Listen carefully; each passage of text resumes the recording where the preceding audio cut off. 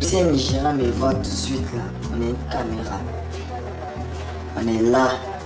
Je suis avec deux blancs, je suis foutu. Dans l'univers de la débrouille, certains s'en sortent mieux que d'autres. Pour les voir, il faut s'aventurer dans la nuit, dans les bars et les discothèques qu'on appelle ici les maquis. Dans ces maquis, des flambeurs exhibent leur argent. Ce sont les champagnards, des fêtards qui régalent tout leur entourage au champagne. Ils ont aussi leur musique, le coupé-décalé. Une danse née à Abidjan. Observez bien la gestuelle. Elle raconte l'arnaque rapide, puis la fuite. C'est coupé et décalé, courir, donc prendre et puis fuir en quelque sorte. Voilà, c'est bien ça. Voler, puis s'enfuir. Pour certains, c'est un mode de vie.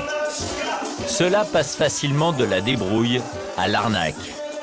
Et leur terrain de jeu, c'est Internet. À Abidjan, l'escroquerie la plus rentable aujourd'hui se rencontre derrière des façades comme celle-ci, dans les cybercafés. Tous n'ont pas pignon sur rue et il faut souvent les chercher dans les arrière-cours. Des endroits très discrets, pleins à toute heure de la journée. Bonjour. Parce que là, il reste des heures, c'est ça?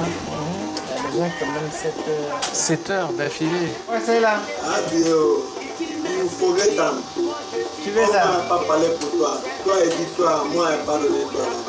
Toi, moi, je pas parlé. Donne-moi mon numéro. Les habitués des lieux n'aiment pas les bavards, encore moins les journalistes. Normal, c'est le cœur d'une industrie hors la loi, le broutage. Le broutage, nom local des arnaques sur Internet.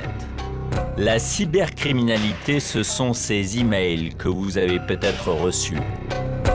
Exemple, un message en forme d'appel au secours. Vous êtes invité à aider un jeune orphelin à récupérer un gros héritage. En échange, vous en recevrez une partie, à condition de prendre en charge les frais de la transaction. Mais cet argent, vous ne le reverrez jamais. C'est une mafia nigériane anglophone qui a inventé ces escroqueries. Elle les a transmises à des Ivoiriens pour viser le marché francophone. Un brouteur abidjanais a accepté de nous parler. Vous ne le verrez pas, trop dangereux. Les parrains du broutage, les Nigérians, ont la gâchette facile. Si un Nigérian me voit tout de suite là, on a une caméra. On est là. Je suis avec deux blancs, je suis foutu. Il va le dire, il va aller vendre la mèche. Il dit à tout le monde là-bas au quartier.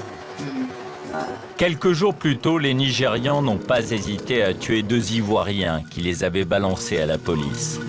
Samy nous révèle une de ses multiples arnaques. Ça commence par une pêche aux adresses e-mail en France. Tu cherches les emails pour pouvoir avoir les contacts et puis entrer en contact avec eux. Exemple au hasard, toutes les Sophies habitant à Niort. Peut-être à New York. Voilà, c'est mes contacts Sophie résident à New York. Il ne faut qu'un quart d'heure à Samy pour attraper 545 adresses, autant de victimes potentielles, grâce à un logiciel qu'on trouve facilement sur le net. Et là, la véritable arnaque commence. Samy envoie à ses 545 cibles un message leur annonçant qu'ils ont gagné 150 000 €. Car les brouteurs imitent les messages officiels des loteries du monde entier. À un détail près, ils font de grosses fautes d'orthographe.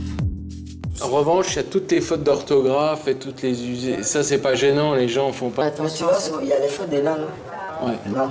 Bon, ça, pour corriger les fautes de réponse, je les mets dans Word, je corrige tout. Puis, bingo. Tu l'envoies. Ouais. Il faut attendre la réaction des gens. Puis ils vont rentrer, ils vont me contacter. Donc la personne qui reçoit ça, Puis elle va il appeler reçoit. ce monsieur. Il va appeler ce monsieur. À ce numéro-là, Voilà ce qui est un numéro. numéro en Angleterre. Voilà. Et en Mais fait, qui vit ici. Qui est ici en fait, ça sonne à Abidjan. Un simple transfert d'appel et le tour est joué. Les pigeons reçoivent ensuite un faux certificat de gain. En général, il y a combien de gens qui marchent, hein? Non, il y a au moins 40 personnes, mais Donc, si tu as fait une bonne recherche, au moins 30 personnes qui vont rentrer. ouais. Donc ça fait 5 à 10% quoi, des gens. Voilà. Et ça suffit finalement. Samy passe alors à la troisième étape, rassurer la victime. Exemple, cette Marocaine a mordu à l'arnaque il y a plus d'un mois. Elle attend toujours son versement. Samy l'appelle directement et se fait passer pour le directeur de la loterie. Madame, bonjour. Voilà, c'est Monsieur John.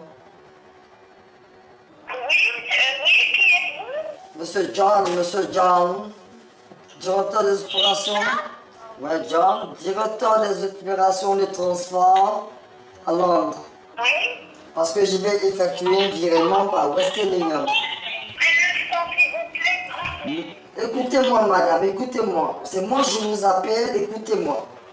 Je viens de prendre fonction aujourd'hui, je suis prêt à vous aider, c'est la raison pour laquelle je vous appelle, ok? Est-ce que vous avez une agence de Western Union au Maroc pour que moi je puisse virer tes 120 000 $?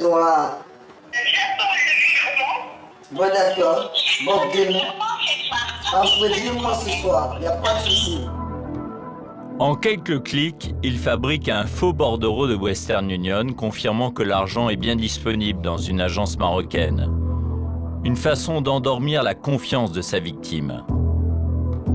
Mais si elle veut récupérer le magot, elle doit payer une commission pour frais de transfert de 2 à 5 000 €. Une somme qu'elle doit virer à une adresse située comme par hasard à Abidjan. Une vraie commission pour toucher un faux gain au loto. Et c'est comme ça que des dizaines de milliers d'euros pleuvent sur Abidjan.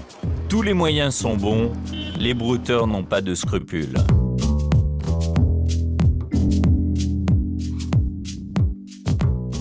Ta plus grosse arnaque, c'était quoi? Une Saoudienne qui a envoyé beaucoup d'argent. On lui a dit qu'on devait construire une mosquée. Ouais. J'ai dit que non, je suis un imam, c'est comme ça, je suis au Niger, un grand imam, tout ça. Il a raconté des histoires dans les bouts. J'ai donné maintenant mon numéro de téléphone ici. On a commencé à traiter elle et moi. Il lui a dit, bon, vous voyez, je suis venu à Makori ici, la mosquée inachevée de Makori là. Je suis venu prendre les photos.